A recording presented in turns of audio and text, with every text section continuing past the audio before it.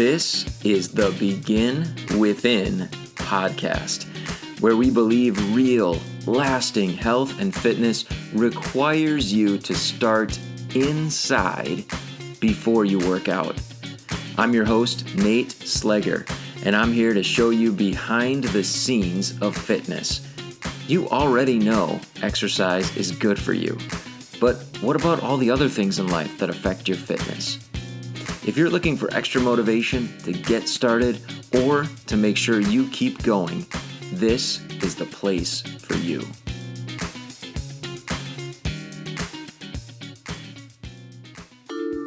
Produced by BeginWithin.fit.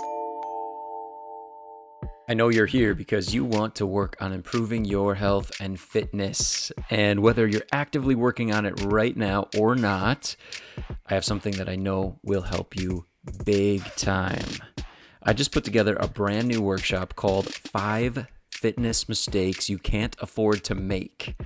Most people and most programs won't help you with these unseen fitness enemies.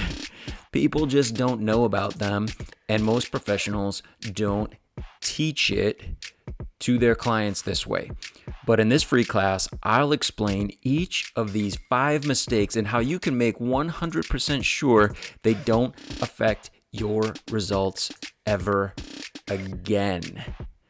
The best way that you can grab your seat in this free class is to go to the show notes and click on the link that I have for you there.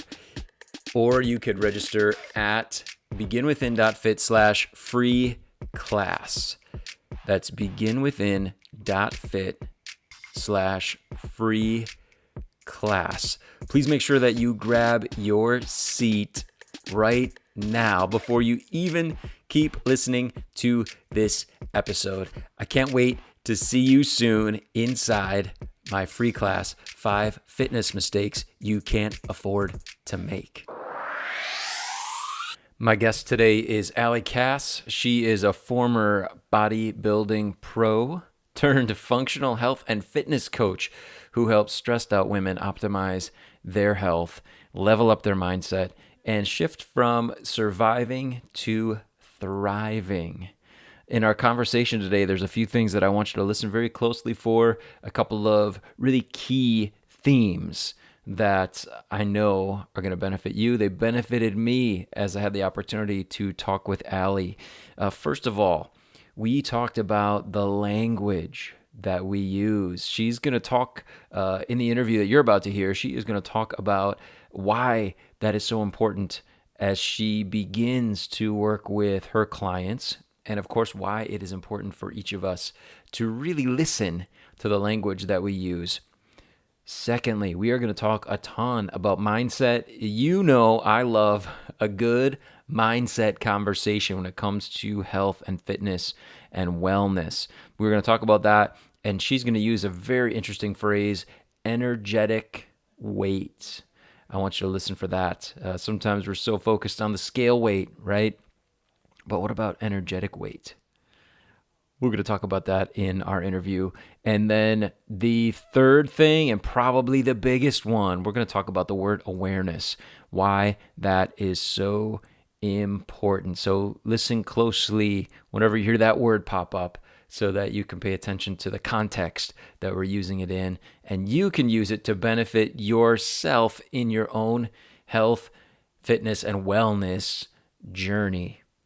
Here is my interview with Allie Cass. Challenging myself through different things with my body has always been a part of who I am. But no one, like most people, no one ever taught me what it meant to really be healthy. No one taught me about nutrition. And no one really taught me how to take care of myself and put myself first. And I think that's a very common thing for a lot of people in our population, especially for women. And I say that because I work primarily with women, and it's something that I notice with them. So fast forward to college, I played basketball for a D3 school, realized I didn't really love it the way that I did. So I decided to quit. Once I was no longer working out anymore, I developed very unhealthy habits. I was drinking a lot, eating a lot of Mexican food because I'm from Texas and that's what we do. And fast forward a few years to right after graduation, and I found out that my mom was diagnosed with stage 3 brain cancer. Oh my goodness. Now, my mom was someone who she never really was sick a day in her life, a cold here and there, but no health concerns really to speak of. So it really came on like we were very surprised. There was definitely that shock factor. So because I had just graduated, I moved across the country to help my dad take care of her. And she was given about 18 months to live, and she only ended up living for about 9 months. So during that time, I'm I sorry. was one of her primary caregivers. And it was really a time where I started asking questions like, why does someone who would never get sick, why do they get such a terrible diagnosis? What really makes someone healthy, and what is this beyond what we think? So I really started self researching and diving into things like nutrition, things like environmental toxins, just holistically what health really meant. And it basically led me on the path of what I call the biggest rabbit hole of my entire life, because I'm like really deep into the rabbit hole now. And the more I learn, I realize the more there is to learn, but the more excited I become about it. So shortly after she passed, I again found myself in a very depressed place. I didn't like the way I felt. I was tired all the time. I was also slightly overweight. I was only 22 at the time. And I just remember laying in one of my girlfriend's beds. I went to visit her, and I was staying at her house. I was just laying there thinking, like, this can't be it. Like, I'm 22 and I should not feel this way. Like, I have to do something, because at that point I was afraid what would happen with my life if I didn't take some sort of positive action. So I knew I needed help, and I hired my first coach. And it was a woman I just randomly found on Instagram, and we ended up clicking really well. And she convinced me to start competing in bodybuilding, which is something I thought was a terrible idea. I was like, that sounds horrible. I'd never want to do that. But I ended up doing it, and it gave me a sense of purpose and something to work for again. And as someone who grew up as an athlete, that was super important for me. And then that also kind of helped open my eyes to physical transformation. And again, I started kind of going down the rabbit hole of fitness, but then it became so much more than that for me. I no longer really cared about the physique and what the aesthetic was like. And it became more about how can I really optimize my own health, and how can I help other people do that? So once I was able to, do that for myself, I became very excited about it. And as I've grown older, again, this transformation has become so much more about being my best self, living my best life, and also helping other people do the same. Got it.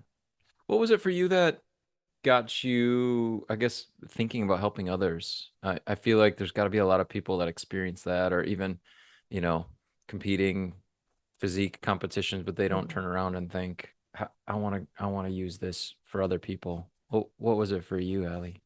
I don't really remember one specific point in time, but for me, as I was going through that transformation, I did it very quietly. So I'm not somebody who typically likes to be loud about my goals when I'm working on them. I'd rather be quiet and keep my head down and then let the result at the end speak for itself. So I didn't really tell many people what I was up to. And then after I competed in my first show, I had all these people that were like, wow, this is awesome. What have you been doing? And then I kind of started to realize through that process, like how many people don't feel good in their own skin. And not to say that you have to compete in bodybuilding to feel good or be at that kind of level by any means. But it started naturally coming up because I started getting questions from people. And then as I learned, I realized how passionate I was about the topic.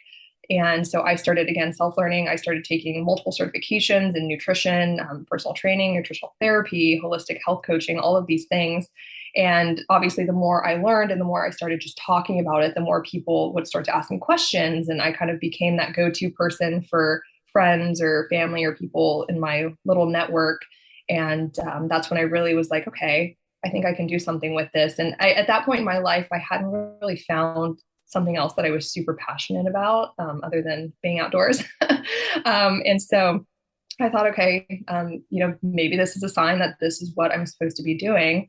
And a couple of years ago, my coach at the time, she had asked me if I wanted to. This is how I actually ended up in Florida. She asked me if I wanted to move to Tampa to be her assistant coach. So that was really what kind of sparked my entry into coaching women. I had been doing some on my own, but yeah, I worked under her, and then she decided to make a career pivot, and I took over her business and then rebranded, and now here we are. And yeah, so that was kind of the evolution of deciding that I could use what I had been through, and really for me too, health and fitness was so much about taking like the anger and the grief that I had with the situation of losing my mom, and using that in a productive way to make myself better. And now I find that so many of my clients who come to me have just gone through things like divorces or breakups, or they've lost someone that's close to them. And so I kind of see that mirror of myself in them when they come to me. And I think that's one of the things that I have that might be a little bit different than a lot of people in the industry, is because that is such a big thing for me, and helping guide people not only with a health transformation, but emotionally to get them from that place that they're at to becoming a better version of who they are. Mm. Wow. As you ended with that, my question, I'm like, okay, how do you do it? I don't need any trade secrets or anything. I think that adds a whole nother layer to the process. I think that, but obviously here, begin within, that's okay. I think sometimes we just think about calories in, calories out, losing body fat, caloric deficit. How is it that you incorporate that, if you don't mind going there? Oh, Is absolutely. the emotional component or psychological component, is that a priority first? Does it come along later? Is it dependent on the individual? What are your thoughts on it? Yeah, that's a great question. I would say that it's dependent on the individual. One of the questions, or a couple of the questions that I ask in my intake form, is I directly ask women, what are your thoughts about yourself? What are your beliefs about yourself? When you look in the mirror, what is it that you like think? What is the first thing that comes to mind? And I ask them really to share this without having judgment toward themselves, because a lot of women, when they realize what they're saying or thinking about themselves or their bodies, they're like, we know that we shouldn't say those things about ourselves. And so I encourage them to just look at it objectively, and not have judgment toward themselves. Mm. So in the intake process, that kind of gives me an idea of where they're at. But I always do a consultation call prior to working with someone. And it gives me the opportunity to really ask them not only about what they're experiencing with their health or with their body, but what's going on in their life. What have they been through? I always disclaimer that I'm not a therapist, and I don't try to be. And I oftentimes have referred people out to therapy because I have had those conversations where I recognize that their trauma or their anxiety or whatever is going on internally is a huge block for them in getting over to where they want to be physically. And I encourage them to work with a professional to overcome that. And so sometimes I can get a pretty good sense of that from someone just by having a conversation with them, getting to know them and their personality a little bit better. Are they super type A? Are they very go go go? Do they have that perfectionist mindset? If so, that's going to come with a whole nother level of complexity when it comes to the transformation. And sometimes it just unfolds organically through that coaching relationship. One of the things that I'm really big on is constant communication with my clients. So we touch base with check-ins every week, but I have many of them that are messaging me throughout the week, whether it's directly related to their plan, or sometimes they just need someone to hold space and listen to what's going on in their life. And so a lot of times through that relationship is where some of that stuff comes out. And I also have created some exercises and activities for them to kind of start digging into their mindset. But I don't really just give it to someone for the sake of giving it to them unless I think they're at a place where A, it can benefit them, and B, they're open to exploring that, because some people just aren't ready to dive into that. Got it. Okay. I'm curious about the way you mentioned, like addressing the way we talk to ourselves about ourselves, about our bodies specifically, Mm-hmm. right? Um, and trying to be objective about it. And I know that there's some layers to that. So when you say that, is it just being open about the way the language actually is, like the way I'm actually talking about my body, and not judging myself for having that language? Or you're nodding. Okay. Is that right? Or you, That's definitely part of it. I don't know. You might be right if you're going to say something else I too, don't but know. that is definitely Take it away no, if for you have a sure. thought. Yeah. So, specifically for sure, the language in which we use when we talk about ourselves, our bodies, I mean, and that even goes into the language that we use, when we talk about others or, Mhm. our lives in general. I heard something, gosh, probably 6 or 8 months ago now, where someone said that the word spelling literally means with words to cast a spell in some sense, right? Like maybe not literally, but that really got me thinking about just the way that we speak and the way that we verbalize, whether it is something that is about ourselves or others or how we perceive our life in general and how that um, affects what we're manifesting into our life. So it is definitely the verbiage that someone uses, but also, why they feel that way. Is that because they feel they're unworthy? Is it because somebody told them that they were fat or ugly, or they weren't good enough, or they weren't trying hard enough? And so when I can listen to that person and hear what it is that they think and believe about themselves, it gives me a little bit of an opportunity to dig into that a little bit with them and see where that is stemming from. Because a lot of times it's self-imposed, but a lot of times it's taken on from society, environment, maybe parents growing up. And again, that layer of complexity, sometimes that means they need to go talk to somebody about that because there's a lot of trauma or emotion that's underneath that surface. And sometimes it's just simply a matter of realizing, what our mind is unconsciously going to. And they say we have 60,000 thoughts a day. And, I'm not sitting here counting all 60,000 of them, and I bet you aren't either. So sometimes just having that awareness where someone asks you what it is that you think about yourself, and you actually have to then bring it up consciously, you're like, whoa, okay, Yeah. I didn't really know that that's what I felt, or that I didn't realize that's what's coming up. And I think that with anything in life, awareness is the first step. So whenever we can bring that up to the surface and bring awareness to it, I think that's the catalyst for beginning to change those beliefs and those thoughts. Nice. Yeah. I I would agree. So when you're first talking to somebody or they're doing that intake form, the the encouragement initially for them is to try to offer just to be real, unfiltered, maybe Mhm. is a word I would use. Like don't try to edit right now. I need to hear what's really happening so that we can address it and be able to move forward. 100%.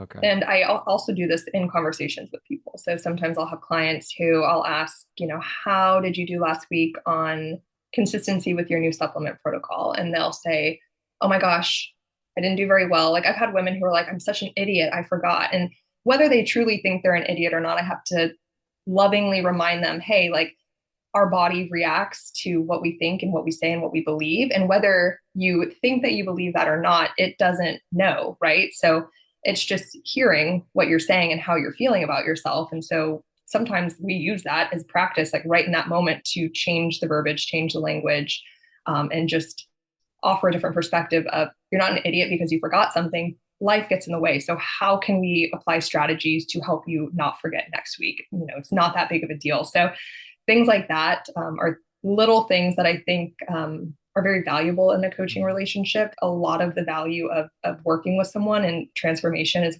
coming in that form. Yeah, no, I agree. We remind clients two things that we need from them. And basically nothing else. All we need is show up and be honest. Yeah, And love we that. like there's so much we can do with that, but I need you to show up consistently. If we have an appointment, I need you to come. And I need you to be honest. If it Mm-hmm. didn't go well, it didn't go well. Let's talk about it. But no one's gonna benefit if we're not honest Yeah, about what's going on. exactly. So, okay. Exactly. Cool. Um, I want to dig into this is a big question. I know we just have a few minutes. Maybe you could give me your shortest, briefest explanation. One of the things that I know I saw in your profile was dealing with the intersection of hormones, thyroid, gut health, metabolism, and mindset, especially for your clients to reach optimal health where they look and feel their best. Mm-hmm. Um, why is it so important that understanding those different aspects and how they intersect? Try to give the short version. There's no So a stopwatch couple here, Allie. Go ahead. Do whatever you need. Perfect. So a couple of different things. I'll kind of address the mindset component first, but I think a lot of your listeners can probably relate. I know this has been a theme in my life, but there have been times where I am doing everything right. I'm eating the right things, I'm exercising, I'm resting, I'm recovering, I'm taking my supplements. There's really no gaps there, but maybe I'm not happy with my life. Maybe I'm not satisfied with my job or with a relationship. And so it oftentimes doesn't matter what we're doing physically if the other side of that, be it our mindset, be it our environment, again, what our perception is of our life in general, if that's not something that is conducive to us having success and being happy and fulfilled and feeling joy, a lot of the other stuff doesn't matter. So I talk with my clients a lot. I have a lot of women who want to lose weight, but a lot of times we talk about the energetic weight that people carry around because they are unhappy with their lives or their jobs or they're going through things. And so there's a couple of awesome resources and books for people who are interested, but science has shown, especially in the last couple of decades, as they've started to accept that the mind and body are not separate entities, but rather work together. That when we have thoughts, when we have emotions, we actually release neuropeptides, and those neuropeptides affect anything from our heart rate to hormones that are being released to digestion. And so that is kind of where mindset at a high level intersects with some of these other things like gut health, hormones, thyroid, metabolism, all of that. But then on the flip side, when we're looking at the physiology, more from the aspect of what's going on in the body, I think, again, going back to that calories in versus calories out, I see a lot of people on social media that are just like calories in, calories out. And that is obviously like at a very baseline level. Yes, you have to be in a calorie deficit if you want to lose fat. But we have all of these other factors like thyroid hormones, sex hormones, your integrity of your gut. Are you even digesting and absorbing your food well? If not, is what you're eating and what you're not digesting sitting in the gut and creating inflammation? And then there's a whole cascade of effects that happens from that. So while yes, you need to be in a calorie deficit to lose weight, is your body functioning optimally to do so? And so I think that that's where the oversimplification really misses the mark on kind of understanding the intersection of that, because your metabolism is only going to be as good as all of those factors. And that is going to be what determines at a baseline level, how many calories do we really need to burn, or do we really need in order to maintain and or be in a deficit?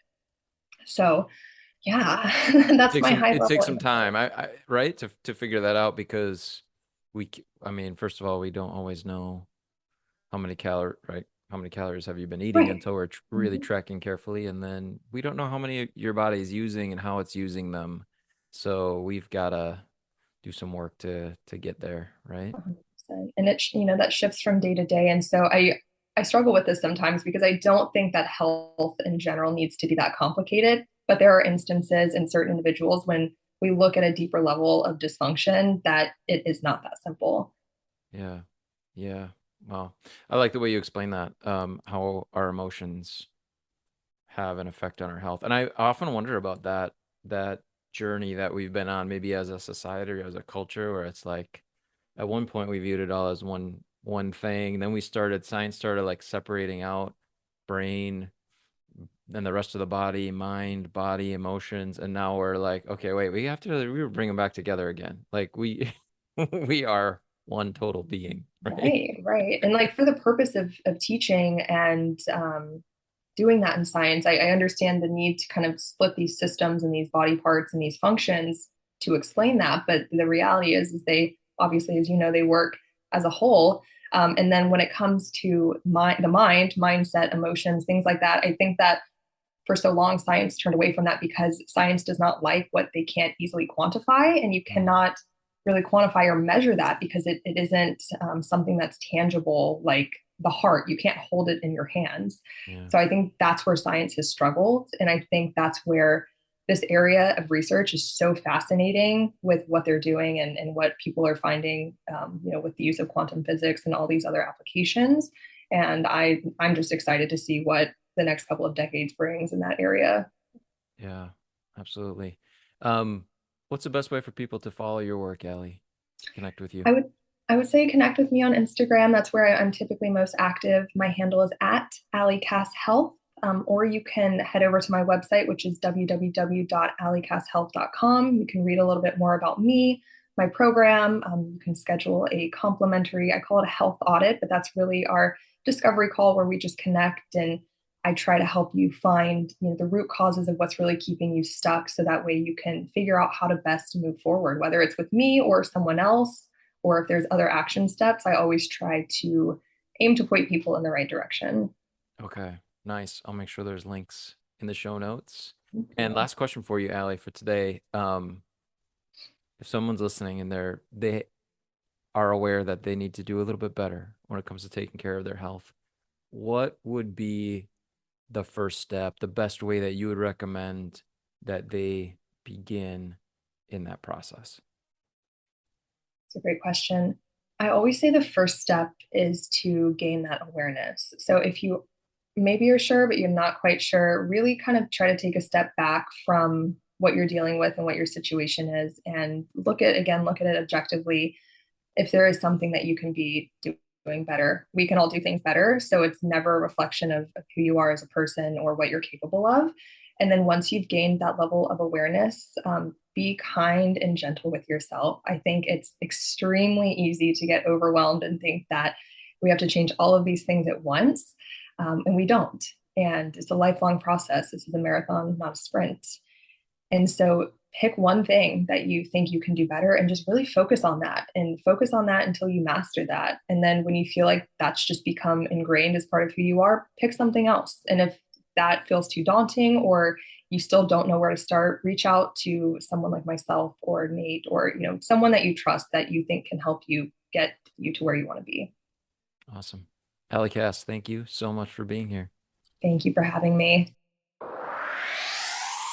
I'm so thankful that Allie was here to join us on the show. And after we stopped the recording, we talked about some ideas for a follow-up episode. So if you enjoyed this one, you're going to enjoy the next time that I interview Allie, which will hopefully be very, very soon in the future. The links that she mentioned in the interview are waiting for you in the show notes. Please give them a click. Go connect with Allie. Check out her work if you would like to.